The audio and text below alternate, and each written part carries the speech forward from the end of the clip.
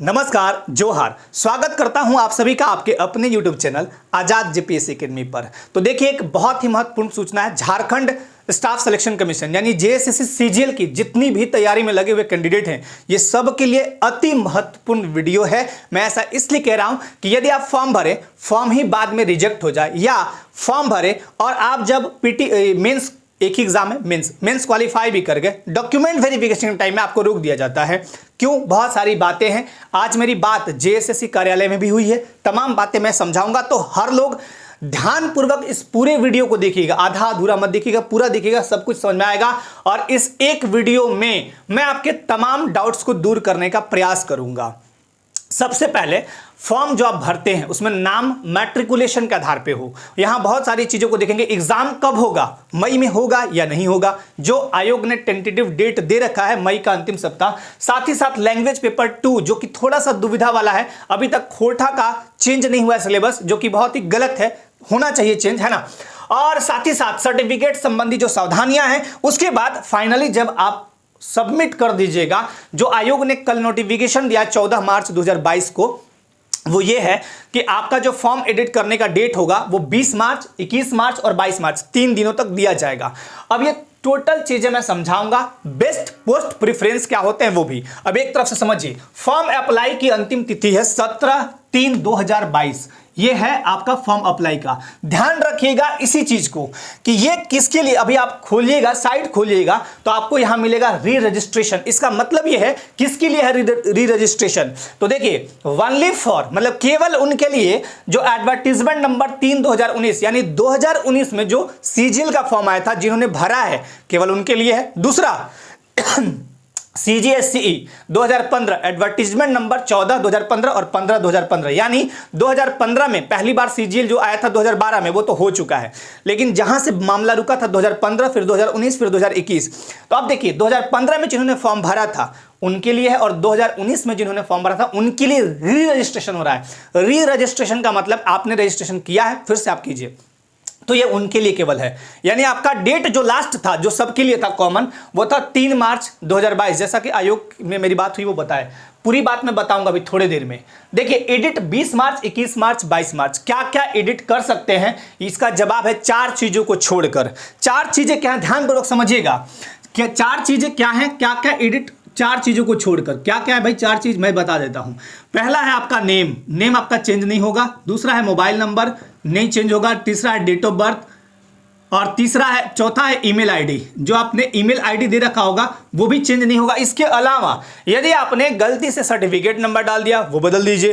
Percentage किसी का गलती, मैट्रिकुलेशन, इंटर या ग्रेजुएशन जो भी है वो चेंज कर सकते हैं। अपना एड्रेस जो गलती डाल दिए होंगे वो चेंज कर सकते हैं। फादर्स नेम, मदर्स नेम, जो भी चीजें हैं, लैंग्वेज चेंज करना चाहते हो चेंज हो जाएगा, कोई दिक्कत नहीं। दिक्कत एक ही जगह है कि जैसे कुछ अभ्यर्थी ऐसे होंगे जिन्होंने फॉर्म तो पहले डाल दिया, अब उनका अब उनका सर्टिफिकेट्स, जैसे EWS for general candidate, OBC certificates BC1 BC2, SC certificate, ST certificate या दिव्यांगजन, है ना, जो भी सर्टिफिकेट्स आपने बनवाए अभी के डेट में, यानी मार्च में बनवाया, 3 मार्च के बाद, तो आप सोच रहे होंगे कि मैं एडिट कर दूंगा। नहीं कर सकते हैं। आयोग ने साफ साफ ऐसा कहा है कि जो अंतिम भरने की फॉर्म की तिथि जो है 3 मार्च 2022, उसके पहले तक यानी उसी डेट तक आपका सारा सर्टिफिकेट्स ओके होना चाहिए। मान लिया जाए किसी व्यक्ति ने, मान लीजिए एक रमेश व्यक्ति है, उन्होंने फॉर्म भरा भाई साहब ने, और फॉर्म भरा मान लीजिए कि 20 फरवरी को, ठीक है ना, 20 फरवरी को भरा। रमेश नाम का कोई व्यक्ति है जो कि ST कैटेगरी से संबंधित है, और इनका उस समय ये जनरल में फॉर्म डाल दिया क्योंकि इनका सर्टिफिकेट्स नहीं बना था। इनका सर्टिफिकेट्स बन के मिलता है 5 मार्च को। सपोज एक एग्जांपल लेता हूं, तो फिर जब ये 20, 21, 22 को एडिट करेंगे तो वो एडिट में अपना ये वाला सर्टिफिकेट नंबर भूल के भी मत डालिएगा। आगे आपको दिक्कत हो सकती है, आपका रिस्क होगा, फिर यहां कुछ भी हो सकता है, क्योंकि आयोग ने साफ साफ ऐसा कहा है। आयोग के नोटिफिकेशन को ध्यानपूर्वक पढ़िएगा तो उसमें लिखा है कि फॉर्म भरने की जो अंतिम तिथि है, ये अंतिम तिथि नहीं है 17, कहां गया ये उनके लिए है जो री रजिस्ट्रेशन कर रहे हैं, उनके लिए अंतिम तिथि तो 3 तक ही है, जैसा कि वहां मुझे बात करने से आज ज्ञात हुआ सब कुछ। तो आप एडिट करिएगा सब कुछ, लेकिन वो नया वाला सर्टिफिकेट नंबर डाल के मत भरिएगा, बाद में फंस जाइएगा, फिर दिक्कत हो जाएगी, है ना। अब आते हैं आगे। तो ये 4 चीज छोड़ के जो भी चीज है आप 20 को लिंक दे दिया जाएगा, आप खोल के आराम से एडिट करवा लीजिएगा अच्छे से। और एडिट करने के बाद एक उसका प्रिंट आउट लीजिएगा फाइनली, और दूसरा उसको बोलिएगा जिससे भी एडिट करवाइएगा कि मेरे ही मेल पे इसको भेज दीजिए पीडीएफ स्वरूप। वो मेल पे आपका जिंदगी भर के लिए सुरक्षित हो जाएगा, ठीक है। अब बेस्ट पोस्ट प्रेफरेंस क्या होगा, आप सभी ने फॉर्म भर दिया होगा तो प्रेफरेंस हो सकता है इधर उधर दे दिया हो। सबसे पहले भरिए एएसओ सहायक प्रशाखा पदाधिकारी, फिर बीएसओ ब्लॉक सप्लाई ऑफिसर प्रखंड आपूर्ति पदाधिकारी, ये दूसरा नंबर। तीसरा में भर दीजिए जूनियर सेक्रेटरीट असिस्टेंट, और तीसरा में पर्सनल असिस्टेंट, ये 4। एक और हो सकता है कि एएसओ भर सकते हैं दूसरे, ये बेस्ट है ना, हर तरह से देखा जाए तो ये बेस्ट है, तो ये आप भर दीजिए। पोस्ट प्रेफरेंस सबसे बेस्ट यही रहेगा। अब एग्जाम कब, क्या मई अंतिम सप्ताह में, तो देख लीजिए इसके बारे में चर्चा मैं कर दे रहा हूं थोड़ा सा। एग्जाम अगर चुनाव, पंचायत चुनाव मई में होते हैं तो संभावना है कि ये डेट फिर आगे बढ़ जाएगा। ये संभावना मैं व्यक्त कर रहा हूं, 100% नहीं बोल रहा हूं। जब मैं एक वीडियो बना के आप सबको दिया था कि अप्रैल में नहीं होंगे एग्जाम, कई कारण थे उसके, तो बहुत सारे लोगों को ऐसा लगता था कि एग्जाम हो जाएगा, लेकिन नहीं हुआ। अंततः देखिए मई चला गया। तो मैं एक मतलब ये एक अनुमान पे बता रहा हूं कि अगर पंचायत चुनाव मई में होते हैं तो शायद ये डेट आगे बढ़ेगा, नहीं तो ये डेट लगभग ये तय है कि एग्जाम होगा। तो जो भी आप इसी के अनुसार तैयारी कीजिएगा। अब लैंग्वेज पेपर 2 की बात करता हूं। किन्होंने खोरठा ले रखा है, खोरठा का सिलेबस थोड़ा पहले से भी लंबा हो गया है, तो हालांकि खोरठा का सिलेबस छोटा होना चाहिए, मतलब एक समतुल्य होना चाहिए सबका, है ना, समतुल्य रहेगा सब कुछ ठीक रहेगा। तो खोरठा का सिलेबस थोड़ा अगर नॉर्मल में आके अपना रहे तो बिल्कुल ठीक है, नहीं तो फिर उनको एक तरह से अन्याय कहेंगे हम, है ना। एक तरह से ये बोल सकते हैं कि उनके साथ कहीं ना कहीं तो अन्याय है, क्योंकि उनका सिलेबस बहुत ज़्यादा हो गया है। अब रहा सवाल कि जैसे कि इन्होंने नागपुरी लिया, कोई बदलना चाहते हैं बदल सकते हैं, लैंग्वेज पेपर चेंज कर सकते हैं एडिट में जाके, है ना। एडिट का डेट क्या है, 20 मार्च, 21 मार्च, 22 मार्च। और ये तो मैंने बता दिया, कोई भी ले सकते हैं, जैसे कोई खोरठा वाले नागपुरी ले सकते हैं, नागपुरी वाले खोरठा, पंचपर्कन, जिसमें चेंज करना आप अपने हिसाब से देख लीजिएगा कि मैं किस में बेटर कर सकता हूं, वो कर लीजिएगा। चलिए, अब ये सबसे इंपॉर्टेंट आज के वीडियो में मुझे यही सबसे इंपॉर्टेंट बताने हैं, सर्टिफिकेट संबंधी सावधानियां। 2-3 सावधानी। सबसे पहले देखिए, मेरे पास बहुत सारे कॉल्स, बहुत सारे मैसेजेस अभी भी आते हैं। मेरा फ़ोन आमतौर पे बंद आपको मिलेगा क्योंकि मुझे काम भी यहाँ करने होते हैं, आप सभी के लिए वीडियोस, लाइव क्लासेस और एप्लीकेशन पे जो क्लास चलते हैं, टेस्ट चलते हैं, उसके लिए काम होते हैं, तो ऐसे में बंद रहता है फ़ोन। मुझे बहुत सारे ऐसे बच्चों के कमेंट, फ़ोन वगैरह वगैरह आए जिनके नाम में बहुत विसंगतियाँ थी। मैंने उनको कई लोग को बोला, समझाया, ठीक करवाइए, करा लेंगे। आपका जो नाम होगा ना, मैट्रिक के मूल प्रमाण पत्र में जो नाम है, या यूँ कहे कि आपका जो मैट्रिक के सर्टिफिकेट में जो नाम है, मूल प्रमाण पत्र या मार्कशीट भी जो नाम है वही नाम आपका होना चाहिए। फॉर्म जो भरे हैं, जो जेएसएससी सीजल का जो फॉर्म भरे ऑनलाइन, उसमें एकदम हूबहू, जैसे किसी का नाम है रमन, RAMAN, नहीं रमन मत लीजिए, रमेश ही लेता हूं मैं, RAMESH, और आप यहां फॉर्म में भरे हैं REMES, H हटा दिए, डायरेक्ट इनको निकाल दिया जाएगा, आयोग निकाल देती है अंततः, इस बात को ध्यान रखिएगा। तो मैट्रिक में अब एक सवाल और उठता है कि सर मैट्रिक में मेरा नाम ये है और बाकी सर्टिफिकेट्स में तो गड़बड़ है, मैट्रिक में रमेश है ऐसे और इंटर में रमेश है, ग्रेजुएशन में रमेश है, तो मैट्रिक को बेस मानकर फॉर्म भर दीजिए और बाद में आप सर्टिफिकेट्स में रमेश में एस जो एच छूटा है उसमें जुड़वा लीजिए। ये सर्टिफिकेट संबंधी जो समस्याएं हैं वह यहाँ पे आप मुझे व्हाट्सअप कर सकते हैं, ये नंबर मेरा दिया हुआ है। आपका नाम बिल्कुल मैट्रिक के अनुसार, आपका नाम, आपके पिता का नाम बिल्कुल मैट्रिक के अनुसार फॉर्म में होना चाहिए। फॉर्म के साथ साथ जितने भी सर्टिफिकेट्स आप दे रहे हैं, या वो लोकल रेसिडेंट सर्टिफिकेट हो, SC प्रमाण पत्र हो, ST मतलब जाति संबंधित, EWS दे रहे हैं, EWS याद रखिएगा केवल जनरल कैटेगरी के लिए होता है, बाकी किसी कैटेगरी के लिए नहीं, मतलब आर्थिक रूप से जो पिछड़े और सामान्य वर्ग के जो जाति हैं उनके लिए है ना, सामान्य जाति के लिए होता है EWS। तो उसमें भी आपका नाम एकदम मिलता जुलता होना चाहिए, हूबहू, यानी आपके सारे सर्टिफिकेट्स में, मैट्रिक में, सब में नाम सेम होना चाहिए।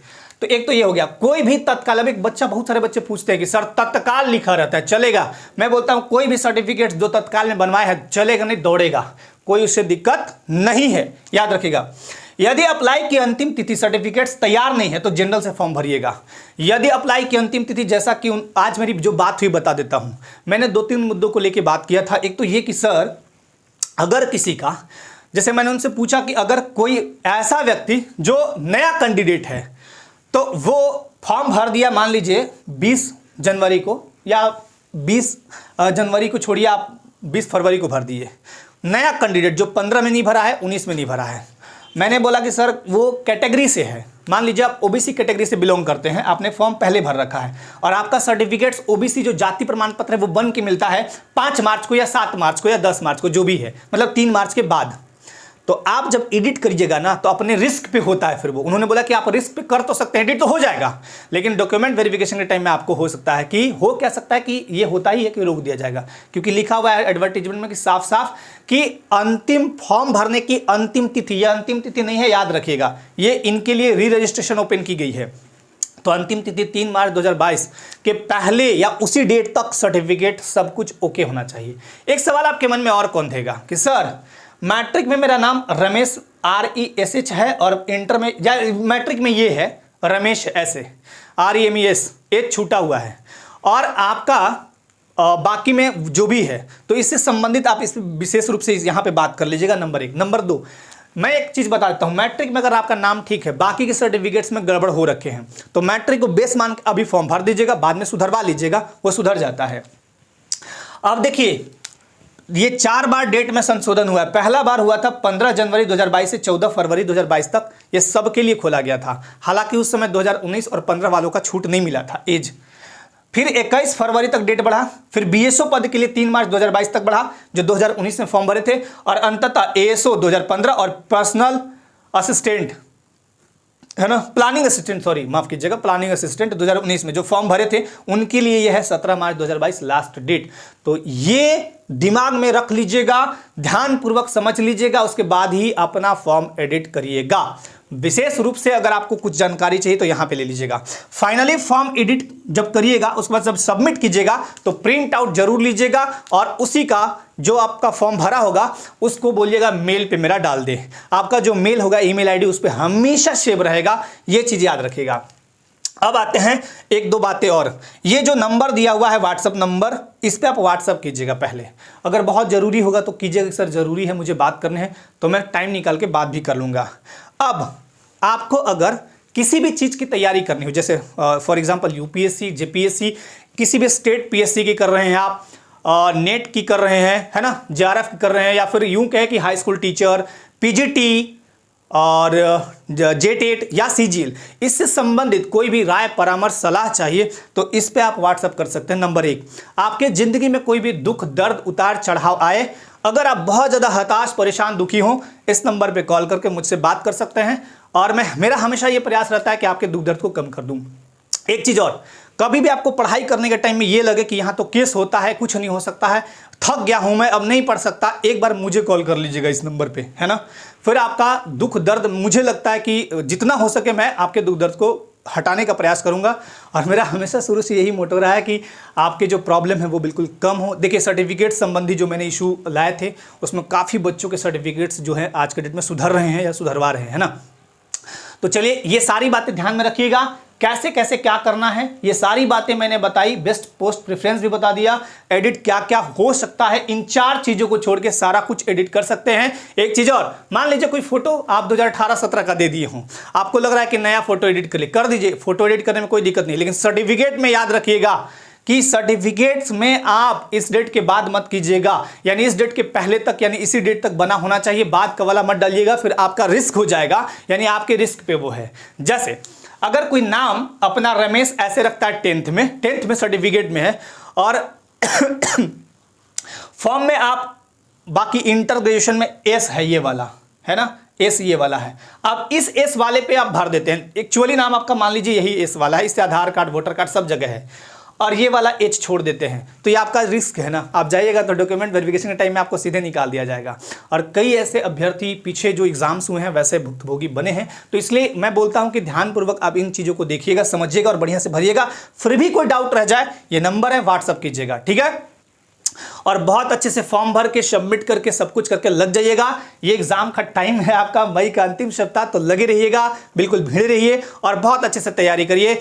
आप सबों के उज्जवल भविष्य की कामना करता है आज़ाद ग्रुप, और मेरे तरफ से भी आप सबों के लिए बहुत हमेशा खुश रहिए, लाइफ में आगे बढ़ते रहिए और सतत एक दूसरे का मदद कीजिए। एक बॉल मदद का फेंकिए, भगवान आपको मदद का बॉल ही फेंक के देंगे, है ना। तो आप अच्छा कर्म करते रहिए, आगे बढ़ते रहिए, पढ़ाई जरूर करते रहिए। आज के इस वीडियो में इतना ही, धन्यवाद एंड जय हिंद।